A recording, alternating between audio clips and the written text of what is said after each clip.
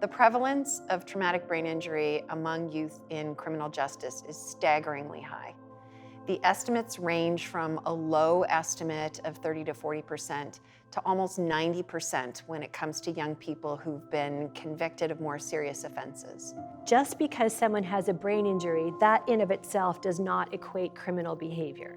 What really most of the time is happening is that the individual lacks the diagnosis of brain injury, lacks access to appropriate supports and rehabilitation in combination with the challenges associated with the brain injury makes them at risk for justice involvement. But the two are not necessarily synonymous.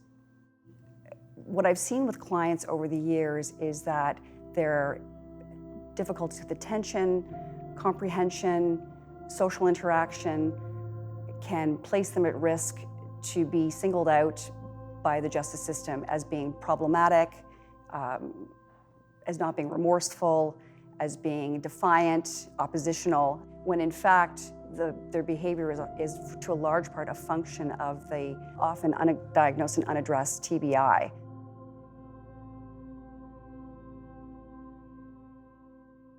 A traumatic brain injury has very wide and varied impacts on communication skills. It largely has an interplay on cognition and communication.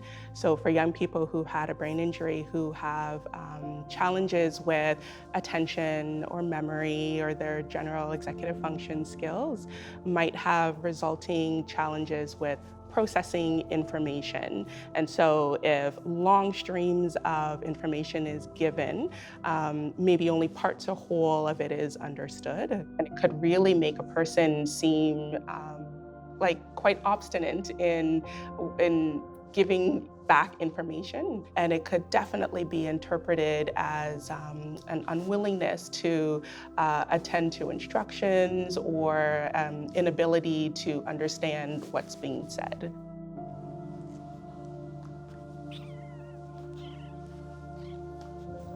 My name is Adam Bayandik. I'm a Reiki practitioner.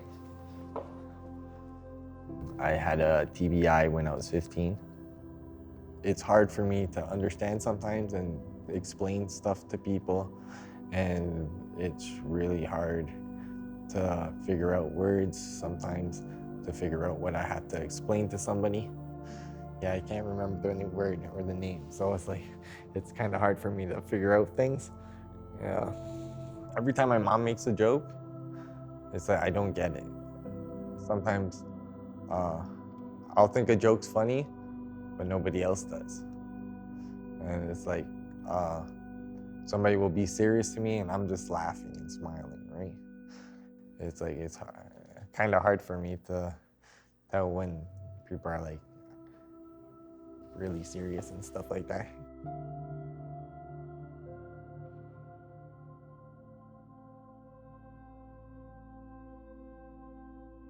Peer relationships are such an essential part of one's identity.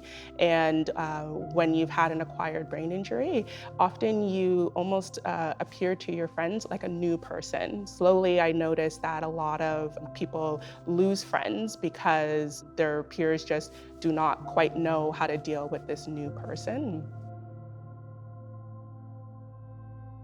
They really desire a social circle. One of the greatest predictors of increased conflict with the justice system is your social circle. They will seek friends wherever they can. The fact that the friend might be somebody who has a lengthy criminal history, who gives them bad advice or asks them to do things that are illegal is not something that clients necessarily consider as being a negative. What they're looking at is the social, is I've got this friend.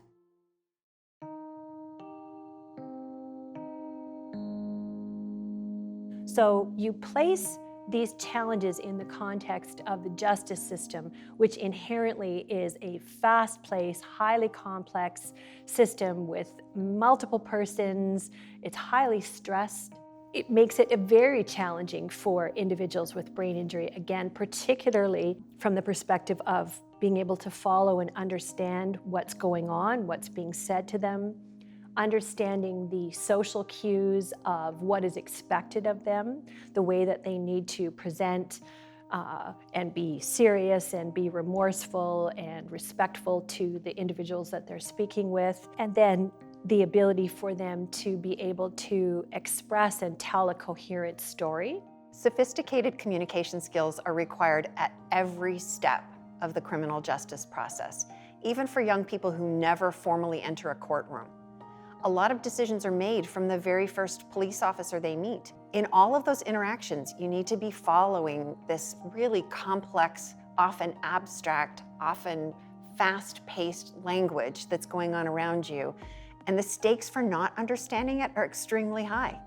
Because legal systems are ultimately based around normative social behavior, individuals who can't perform well or quickly or efficiently that normative social behavior are going to be judged more harshly because of it.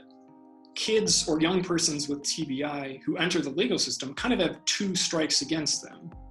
It's harder for them to comply with the normative behaviors that form the basis of laws. And then it's harder for them to use social behavior to navigate the system that is kind of judging them for breaking those laws in the first place. You know, the assumption is that the person is bad or they're misbehaving or this is deliberate. And when that's not the case with a lot of the clients that I see. But on the street, they're going to come to the attention of authorities much more easily. And I have a client who is a racialized client, so I have a client who's Black and is presenting with neurodevelopmental challenges in terms of their social interaction, their physical expression, saying things that are inappropriate to members of the public, that kind of thing. They're much more likely, obviously, to come to the attention of the authorities. And then that presents other issues. So the client comes into the justice system, is less likely to get bail, perhaps less likely to have people advocating for him or her, more likely to get a more serious sentence. These intersections of, you know, what you look like, how you speak, who you are perceived to be, all come together to be to your disadvantage when you're entering the justice system. One of the things we know very clearly is that those who are most at risk of being on the streets, dying, or being imprisoned are those who are most marginalized.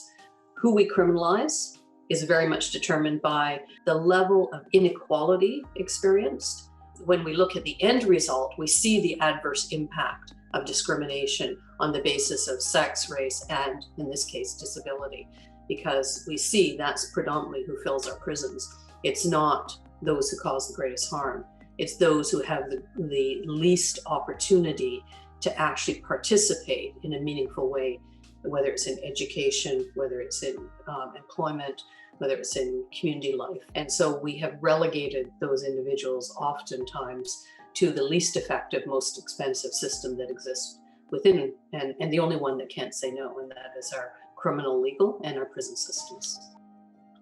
There are social and environmental factors that are surrounding the lives of all the individuals who come into the system. And the exact same factors that we should care about from a TBI perspective are the exact same factors that we should care about from a law perspective, from a rehabilitative perspective, and from like an equity perspective.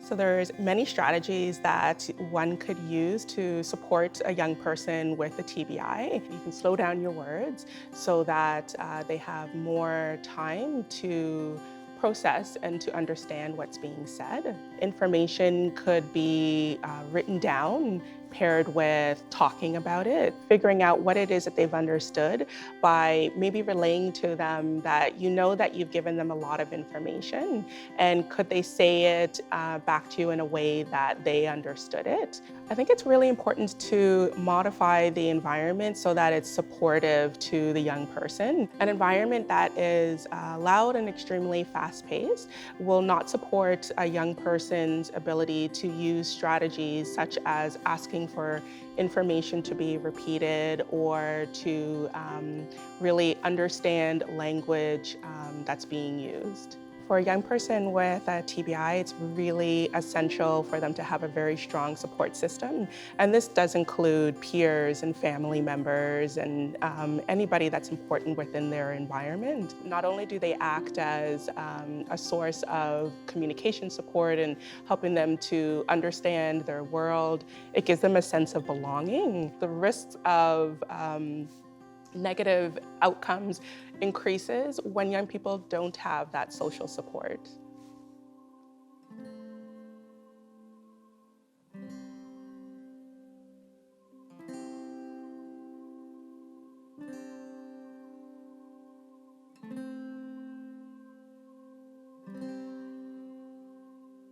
We need to, wherever possible, we need to consider the factors behind the behaviors that led to the criminal sentencing.